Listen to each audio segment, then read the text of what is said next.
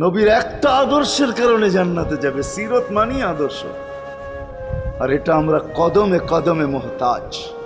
কেননা এই ছোট জীবনটা যদি গ্রহণযোগ্যতা পর্যন্ত পৌঁছাইতে হয় আল্লাহর কাছে, চাই নারী হই, চাই যুবক হই, চাই বৃদ্ধ হই, যেই মানুষই হই না কেন, যেখানেরই হই না কেন, যেই বাসারই হই না কেন, যেই বর্ণেরই হই না কেন, যেই পেশারই হই না কেন, যেই সোসাইটিরই হই না কেন, এই জীবনটাকে যদি গ্রহণযোগ্যতা পর্যন্ত পৌঁছাইতে হয় কার কাছে? দুনিয়াওয়ালাদের কাছে না, মালিকের কাছে, যিনি এক ফোঁটা পানির থেকে অস্তিত্ব দিছেন, যার কাছে আবার আমাদেরকে ফিরা যেতে হবে।